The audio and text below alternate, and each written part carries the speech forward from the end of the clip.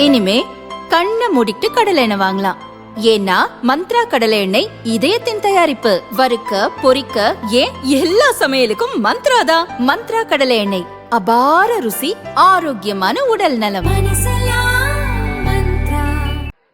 அனைத்திந்திய அண்ணா திராவிட முன்னேற்ற கழகத்தின் தலைமையிலான தமிழ்நாட்டின் தேசிய ஜனநாயக கூட்டணியின் சார்பில் மதுரையில் நடைபெறுகின்ற இந்த மாபெரும் பொதுக்கூட்டத்திற்கு வருகை தந்து இறுதியாக சிறப்புரை ஆற்ற இருக்கின்ற இந்தியாவை உலகளவிலே சக்தி வாய்ந்த நாடாக அழைத்து சென்ற இந்திய பிரதமர் மரியாதைக்குரிய மாண்புமிகு திரு நரேந்திர மோடிஜி அவர்களே, இன்னும் 2 மாதத்தில் தமிழ்நாட்டின் முதலமைச்சராக பதவியேற்க இருக்கின்ற முன்னாள் முதலமைச்சரும் நம் கூட்டணியின் தலைவருமாகிய மரியாதைக்குரிய திரு எடப்பாடி பழனிசாமி அவர்களே,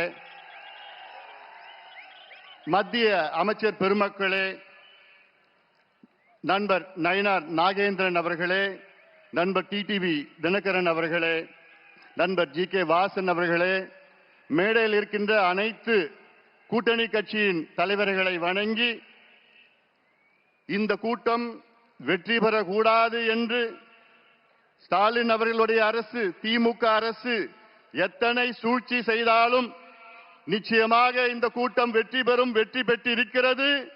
எவ்வளோ தடைகளை கொடுத்தாலும் இங்கே வருகை தந்திருக்கின்ற லட்சோப லட்ச அனைத்து கட்சி கூட்டத்தின் தொண்டர்களே, தலைவர்களே, நிர்வாகிகளே, ஊடக நண்பர்களே, உங்கள் அனைவருக்கும் என்னுடைய பணிவான வணக்கங்கள். தமிழ்நாடு சமூக நீதியின் பிறப்பிடம். ஆம், தமிழ்நாடு சமூக நீதியின் பிறப்பிடம். ஆனால் கடந்த 5 ஆண்டு காலத்தில் இந்த திமுக அரசு சமூக நீதியை 100 அடி ஆழமான பள்ளத்தை தோண்டி அதில் முழுமையாக புதைத்து விட்டது. அதற்கு தமிழக மக்கள் நிச்சயமாக முதலமைச்சர் ஸ்டாலின் நடைபெற இருக்கிறது. கடைசியாக இந்தியாவிலே சாதிவாரி கணக்கெடுப்பு நடத்தியது வெள்ளையர்கள் காலத்தில் 1931 95 ஆண்டு காலத்திற்கு முன்பு நடைபெற்றது. அந்த பழமையான தரவுகளை வைத்துத்தான் இந்தியா முழுவதும் இடஒதுக்கீடு நடைபெற்று வருகிறது.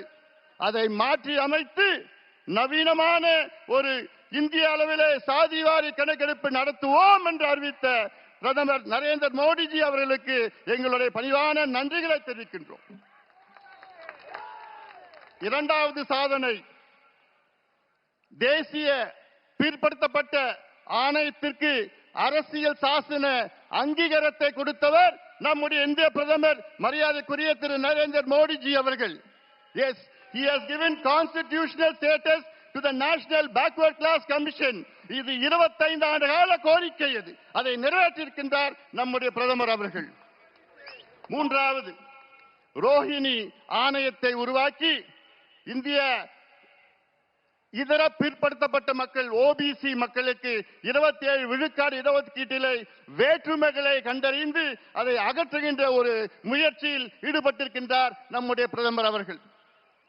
ரோஹிணி ஆணையத்தை அமைத்த பிறகு அதில் ஒரு மிக முக்கியமான ஒரு கண்டுபிடிப்பு, இந்திய அளவிலே ஓபிசி 27 விழுக்காட்டு இடஒதுக்கீட்டிலே கிட்டத்தட்ட 2633 சமூகங்கள் இருக்கிறது.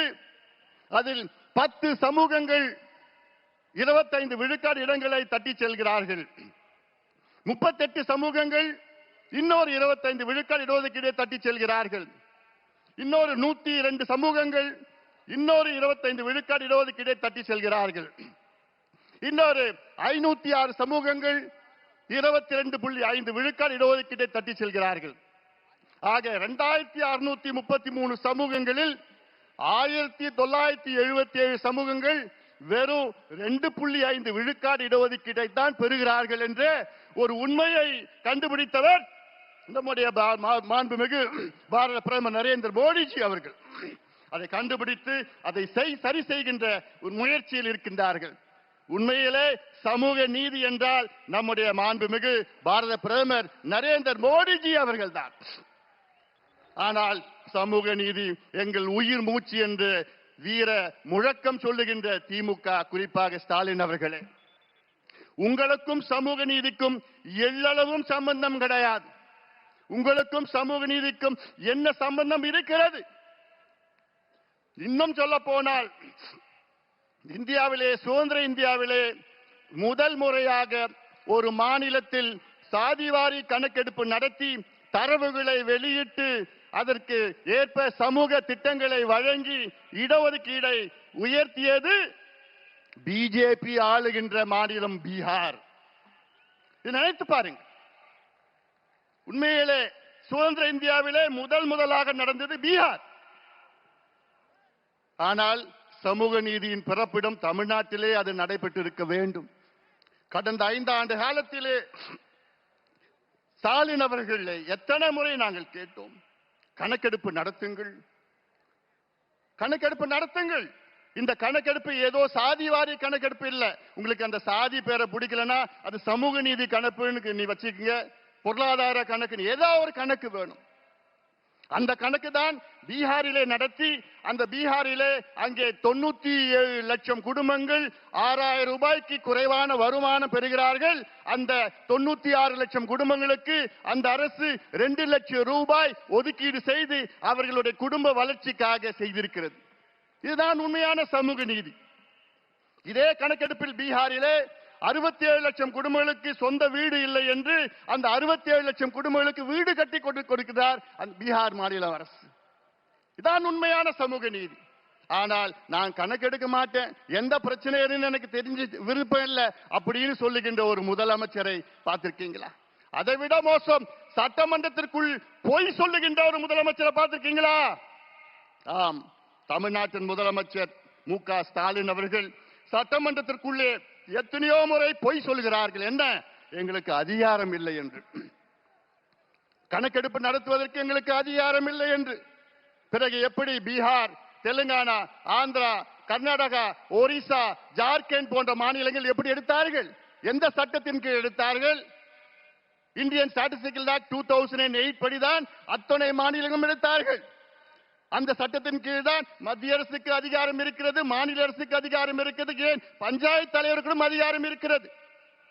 நான் ஏன் இந்த கணக்கு சொல்றேன்னா, தமிழ்நாட்டின் மக்கள் தொகை 8 கோடி, 2 கோடி குடும்பம். அந்த 2 கோடி குடும்பம் எப்படி இருக்கிறாங்கன்னு தெரிஞ்சுக்கிறது கூட உங்களுக்கு மனசு இல்லையா? அது ஏன் தெரிஞ்சுக்க மாட்டீங்க? அது 2 கோடி குடும்பம் கணக்கெடுத்து அந்த குடும்பத்தில் எத்தனை பேர் இருக்கிறாங்க, என்ன சமூகம், எந்த மதத்தை சார்ந்தவர்கள், ஆண்கள் பெண்கள் எத்தனை பேர் படிச்சிருக்கிறாங்க, எத்தனை பேர் வேலையில இருக்காங்க, அரசு வேலையா தனியார் வேலையா, அந்த வீட்டில் எத்தனை பாத்ரூம் இருக்கு, பாத்ரூம்ல பைப்ல தண்ணி வருதா, அல்ல சோலார் இருக்கா, அல்லது கிணறுல போர் இருக்கா, கிணறு இருக்கா, சைக்கிள் இருக்குதா, இல்ல பைக் இருக்குதா, இதெல்லாம் கணக்கெடுப்பு நடத்தி எத்தனையோ சமூக திட்டம், நல்ல திட்டங்கள் கொடுக்கலாம், இடஒதுக்கீடை உயர்த்தலாம், உள்ஒதுக்கீடை கொடுக்கலாம். அதே வேளையிலே தமிழ்நாட்டில், இந்தியாவிலே தமிழ்நாட்டில் மட்டும்தான் 69 விழுக்காடு இடஒதுக்கீடு நமக்கு கிடைத்திருக்கிறது. அதற்கு அந்த 69 விழுக்காடு இடஒதுக்கீட்டை பாதுகாத்தவர் ஒரே ஒரு நபர் தான், முன்னாள் முதலமைச்சர் புரட்சி தலைவி செல்வி ஜெயலலிதா அம்மையார் அவர்கள் தான். அந்த அம்மா மட்டும் இல்லனா இன்னைக்கு 69 விழுக்காடு இடஒதுக்கீடு அதை உச்ச நீதிமன்றம் ரத்து செய்திருப்பார்கள்.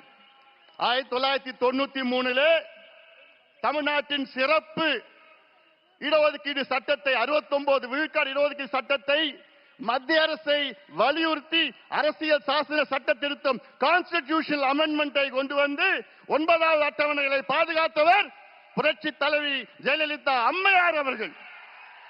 இல்லையே நமக்கு இன்று கிடைத்திருக்காது. இறுதியாக நான் சொல்கின்றேன், நம்முடைய பாரத பிரதமர் நரேந்திர மோடிஜி அவர்களை மீண்டும் பாராட்டுகின்றேன். காரணம், நீர் மேலாண்மைக்கு முக்கியத்துவம் கொடுக்கின்றவர். அவருடைய குஜராத்தில் அவர் முதலமைச்சராக இருந்த நேரத்திலே, அந்த குஜராத்திலே சௌராஷ்டிரா என்ற பகுதி இருக்கிறது. அது மிகவும் வறட்சியான பகுதி, குடிப்பதற்கு தண்ணீர் இல்லாத பகுதி. அந்த பகுதிக்கு அப்பொழுது ஒரு திட்டத்தை வகுத்து 12,000 கோடி ரூபாய் ஒதுக்கீடு செய்து அங்கே அந்த திட்டம் சௌராஷ்டிரா நர்மதா நீர் திட்டம் என்று அறிவித்து அந்த திட்டத்தை அந்த நீரை அந்த பகுதிக்கு கொண்டு சென்று இன்றைக்கு 11 மாவட்டங்கள் வளம் செழிக்க அந்த மாவட்டங்களை மாற்றி அமைச்சிருக்கின்றார் நம்முடைய நரேந்திர மோடிஜி அவர்கள். 10 லட்சம் ஏக்கர் அங்கே கூடுதலாக அங்கே விவசாயம் செய்து கொண்டிருக்கின்றார்கள் குஜராத்திலே. அப்படிப்பட்ட புரட்சி செய்திருக்கின்றார் நம்முடைய பாரத பிரதமர் நரேந்திர மோடிஜி அவர்கள். ஆனால் தமிழ்நாட்டிலே 60 ஆண்டு கால கோரிக்கை, உங்களுடைய கோரிக்கை, நம் கோரிக்கை, காவிரி குண்டார் திட்டத்தை நிறைவேற்றுங்கள் என்று. காவிரியிலே ஆண்டுதோறும் தண்ணீர் கடலுக்கு செல்கிறது. அது ஒரு 8 TMC நீரேற்று மூலமாக கொண்டு வந்து அந்த குண்டார் விருதுநகர் மாவட்டத்திலே குண்டாரில் இணைக்கின்ற திட்டம் தான் காவிரி குண்டார் திட்டம். அதிமுக ஆட்சி காலத்திலே 14,500 கோடி ரூபாய் அங்கே அறிவித்து அதற்கு அடிக்கல் நாட்டியவர் நம்முடைய முன்னாள் முதலமைச்சர், இன்னும் 2 மாதத்திலே முதலமைச்சராக வைக்கின்ற எடப்பாடி பழனிசாமி அவர்கள். ஆனால் அந்த திட்டத்தை கிடப்பிலே போட்டு விட்டார்கள். இது எவ்வளவு பெரிய துரோகம்! தென் மாவட்ட மக்களுக்கு இது மிகப்பெரிய துரோகமாக நான் பார்க்கின்றேன். இந்த திட்டத்தினால் கிட்டத்தட்ட கரூர், புதுக்கோட்டை, சிவகங்கை, ராமநாதபுரம், விருதுநகர் மாவட்டம் இதெல்லாம் 60 லட்சம் பேர் பயன்பெறுகின்ற இந்த திட்டம். 3 லட்சம் ஏக்கர் கூடுதலாக பாசனம் செய்கின்ற இந்த திட்டம். உங்க ஏரியெல்லாம் காவிரி தண்ணி வந்திருக்கும் இந்த திட்டம் நிறைவேற்றிருந்தா. ஆனா என்ன பண்ணிருக்காங்க தெரியுமா? வெறும் 8 கிலோமீட்டர் வாய்க்காலை வெட்டியிருக்காங்க. 8 கிலோமீட்டர், 262 கிலோமீட்டர், 262 கிலோமீட்டர் வெறும் 8 கிலோமீட்டர். வெக்கக்கேடியா, வெக்கக்கேடு. அந்த குண்டார் எங்க இருக்குதுன்னா நம்முடைய தமிழ்நாட்டின் நிதி அமைச்சர் நம்முடைய தங்கம் தென்னரசு அவர் தொகுதியில் இருக்கு, திருச்சூழியில் இருக்குது. அவர் தொகுதிக்கு கூட அந்த திட்டத்தை கொண்டு வர முடியல. இவங்களுக்கெல்லாம் நிர்வாக எதிர்க்கு. அதனால நான் கேட்கின்றேன், தமிழக மக்களே, ஆட்சி மாற்றத்தை கொண்டு வாருங்கள். மத்தியிலும் மாநிலம் இணக்கமான ஒரு சூழலை உருவாக்க வேண்டும். அதற்கு நம்முடைய எடப்பாடி பழனிசாமி அவர்கள் தமிழ்நாட்டின் முதலமைச்சராக நீங்கள் கொண்டு வர வேண்டும். வெற்றி பெற வேண்டும். எங்கள் கூட்டணிக்கு ஆதரவு கொடுங்கள் என்று சொல்லி இந்த கொடுங்கோல் திமுக ஆட்சி, மோசமான ஆட்சி, மக்கள் விரோத ஆட்சியை தூக்கி எறியுங்கள். எங்களுக்கு ஆதரவு கொடுங்கள், எங்கள் கூட்டணிக்கு ஆதரவு கொடுங்கள் என்று உங்களை அன்போடு கேட்டுக்கொண்டு நன்றியோடு அமர்கின்றேன். வணக்கம்.